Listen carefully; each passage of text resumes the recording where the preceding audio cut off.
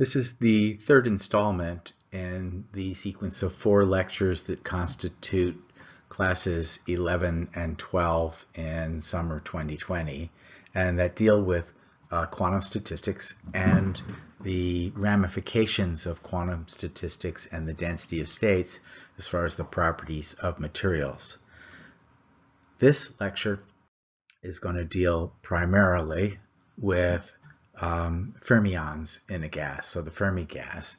And initially, we'll treat these fermions as though they are in an environment such that they are neutral. So, for example, in a plasma or in a metal. So we're going to ignore electrostatic interactions between the fermions and just worry about the quantum properties. And it will turn out that these quantum properties are surprisingly close to the properties of the materials that we are working on and thinking about.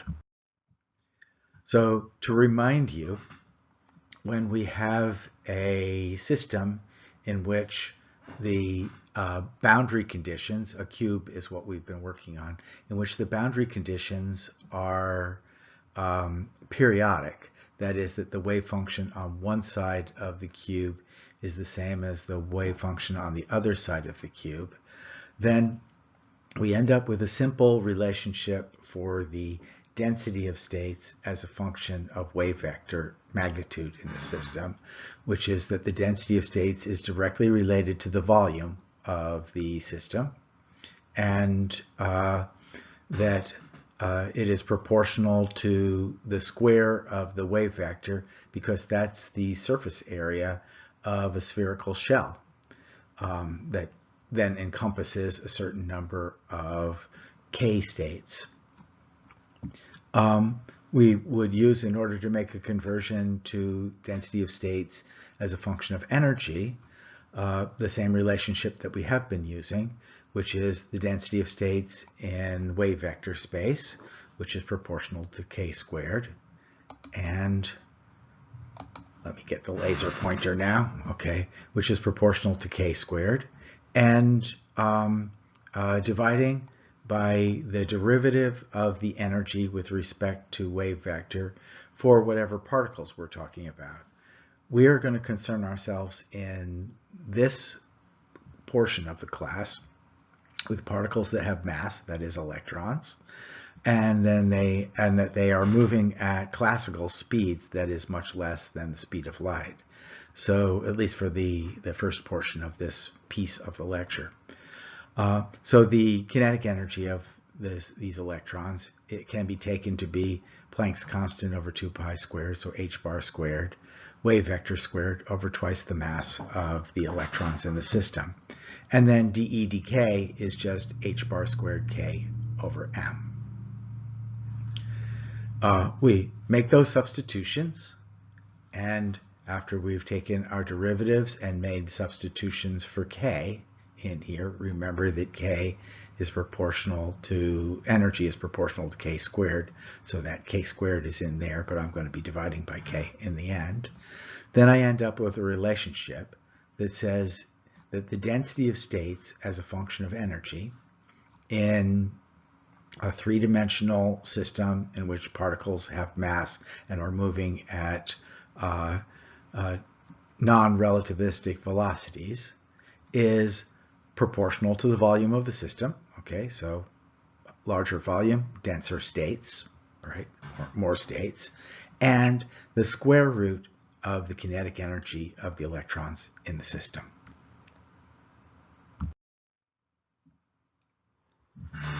So because now we have fermions, we have electrons, the total number of electrons that we have in the system is going to be equal to twice the spin plus 1. So that tells us about the degeneracy of each state that has the other quantum numbers the same. And for spin 1/2, then there's just a 2 out front. All right. So 2 for 2 spins per energy state, times the density of states as a function of energy, times the occupation function for electrons in the system, or for fermions in the system rather. And we integrate density of states times occupation function, and that gives us the total number of electrons in the system, which for many situations we will take to be fixed. At zero temperature, the Fermi function is just a Heaviside step function that goes from 1 to 0, and so the limits on the integral become the integral from zero energy to the Fermi energy in the system, density of states. And that density of states is just proportional to energy to the 1/2 power, so that's all that remains. And for spin 1/2 particles, then, we find that the total number of electrons in the system is proportional to the real volume of the system, a bunch of factors, including the mass to the 3/2 power, and the Fermi energy to the 3/2. So now we have a relationship between the Fermi energy and the density of electrons in the system if we divide the total number of electrons by the volume of the system. So the Fermi energy really only depends upon the density of electrons in the system. Here's some of the logic behind the density of states so that you can see this relationship again. If we have a total of n electrons in a volume of L cubed, then we start by filling the lowest energy states and then working up until we run out of electrons. So we just keep going until we get to the Fermi energy with 2 electrons in each of these states that we are viewing here. All right. So that means that the total number of electrons in the system is proportional to the volume in K space and the number of states per volume in K space. And when the volume actually becomes macroscopic, that is bigger than a micron or so, the spacing in K space is so small that we could take it to be a continuum. So if we have n electrons in a region of volume V, then we can find the highest wave vector value that will be filled. The total number of electrons is going to be equal to 2 electrons per state, the total volume in wave vector space of the total volume for wave vectors that are smaller than the Fermi wave vector, the largest wave vector for filled states, divided by the volume per state in wave vector space.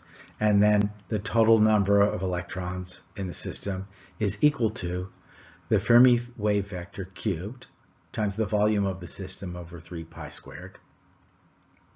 And then when we make substitutions for, then when we solve for the Fermi wave vector of the system, we have a relatively simple relationship, right? Because this doesn't depend upon mass. It's the density of electrons, n over the volume of the system, 3 pi squared to the 1/3 is the Fermi wave vector. That state, which is the last state filled as we fill from low energy up. And that Fermi energy then can be found by using that maximum filled KF, right? For a spin 1/2 gas, we have, I hope, the same relationship as on this page as we had on the previous page. And if we use the relationship that the Fermi energy is equal to h bar squared kf squared over 2m, we end up with this relationship for the Fermi energy in the system. So this is not the density of states, this is the actual Fermi energy in the system. If we actually plug in these numbers where we use number of electrons per unit volume in a typical metal, for example, of 5 × 10⁻², we find that the Fermi energy is about 5 electron volts for electrons in a metal. And in fact, when we measure the velocity of electrons at the Fermi energy, we find out that it's consistent with a Fermi energy of 5 electron volts. So despite the fact that we ignored the charge of the electron and other interactions, we end up coming out easily within a factor of 2 of the actual Fermi energy of the system. So this is the relationship that we had from the previous page. And given this, then we can find the average energy of a glass-filled state. And then we divide that by the total number of available states between 0 and EF. And that gives us the average energy. So this is a normalization. It's energy per state. And the for a three-dimensional classical system, the average energy is 3/5 of the Fermi energy in the system. And the total energy, of course, then is the average energy times the total number of electrons in the system.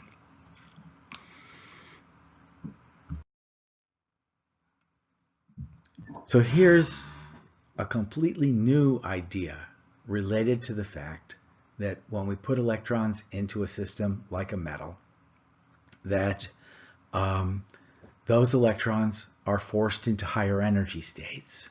And so the total energy in the system is related to the total number of electrons in the system and the size of the system. So we can ask, if I allow one of the walls of the box to be relaxed outward and look at the change in the total energy of the system, then we have found the force on that wall of the box. So for example, this one, minus du dlx.